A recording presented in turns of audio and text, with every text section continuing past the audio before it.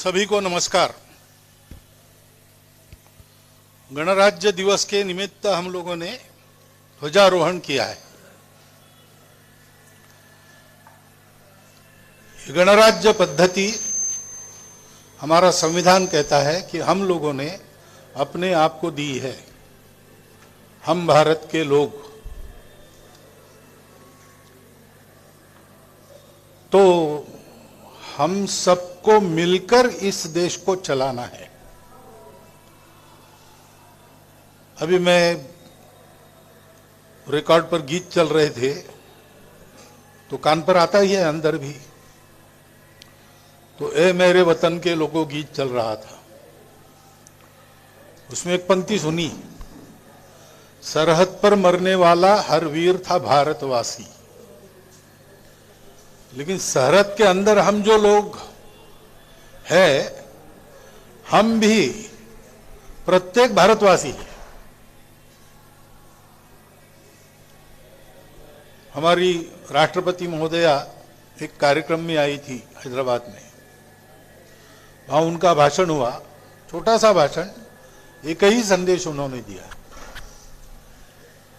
कि हम नगरवासी, गिरिवासी, वनवासी, ग्रामवासी नहीं है, हम सब भारतवासी हैं।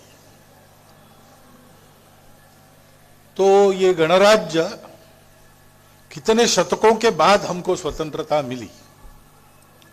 उसके पहले हम लोगों पर विदेश के लोग ही राज्य कर रहे थे। अब हमारा स्वतंत्र भारत है, हम अपना राज्य चलाते हैं। कुछ लोग सब लोगों पर राज्य करते, ऐसा नहीं है। तो लोग मिलकर राज्य को चलाते हैं, लोग अपने प्रतिनिधि चुनकर देते हैं, वो निर्णय करते हैं। और इसलिए लोगों को इस दृष्टि से जागरूक होना और जागरूक करना कर्तव्य है। गणराज्य दिवस उस जागरूकता का स्मरण करने का दिवस है। झंडा हम फहराते हैं, सबसे ऊपर त्याग का, कर्मशील का, ज्ञान का, भारत की सनातन संस्कृति का प्रतीक भगवा रंग है। उसके बाद मन की निर्मलता का और शांत वातावरण का प्रतीक सफेद रंग है। और ये दोनों बातें रही, आपस में झगड़ा झंझट न हो, सबके हृदय में शांति रहे, परस्पर बंधुता रहे, मन में स्वार्थ, भेद आदि विकार न हो, निर्मल मन रहे और लोग कर्मशील रहे, त्याग करें, तो फिर सब जगह समृद्धि आती है, लक्ष्मी जी आती है, उनका रंग हरा है। और ये सब होने के लिए करना क्या पड़ता है? तो ध्वज के केंद्र में धर्म चक्र है, धम्म चक्र है।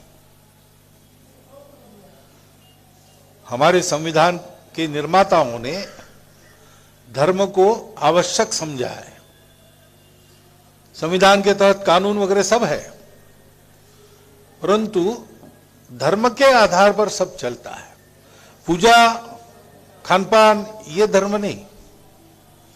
सबको जोड़ने वाला, सबको ऊपर उठाने वाला, सबको साथ चलाने वाला, बिखरने न देने वाला, वो जो धर्म है, जिसकी व्याख्या है, जो धारणा करता वो धर्म है, उस धर्म की बात है।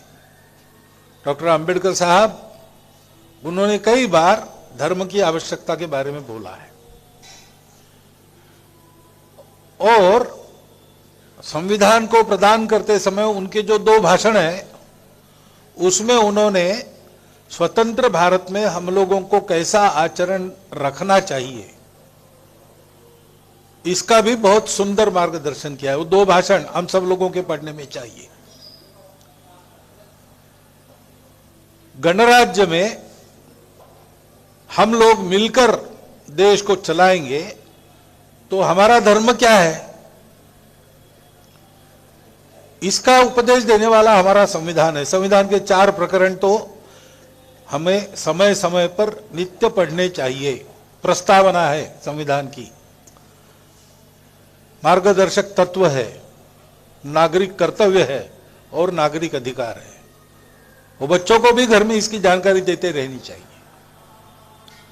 क्योंकि स्वतंत्रता आ गई, बाकी सब अपने आप नहीं चलेगा।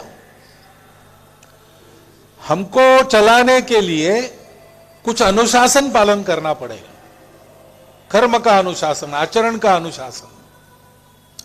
संविधान के तहत उसकी दिशा हमको मिलती है, और इसलिए संघ के 100 वर्ष पूरे होते समय हमने जो 5 बातें आचरण की, समाज में ले जाने का संकल्प किया है।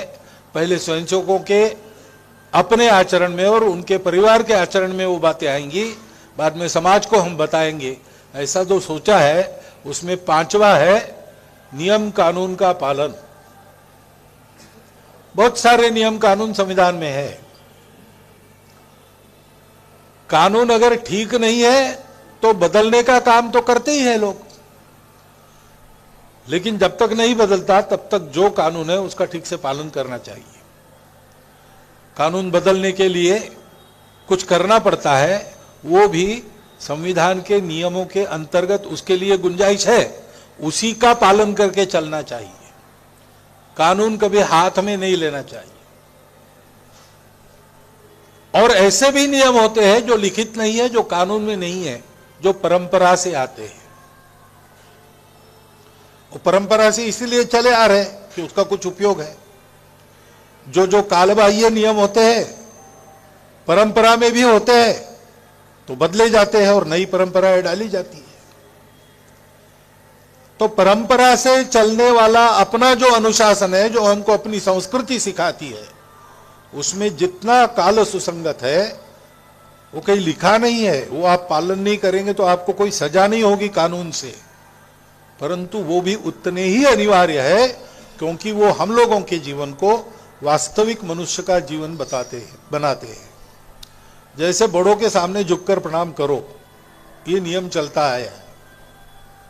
मैं संघ के अंदर की बात नहीं कर रहा हूं, संघ में कोई बड़ा छोटा नहीं होता, वहां चरण स्पर्श वगैरह नहीं है, लेकिन घरों में है, विद्यालयों में है।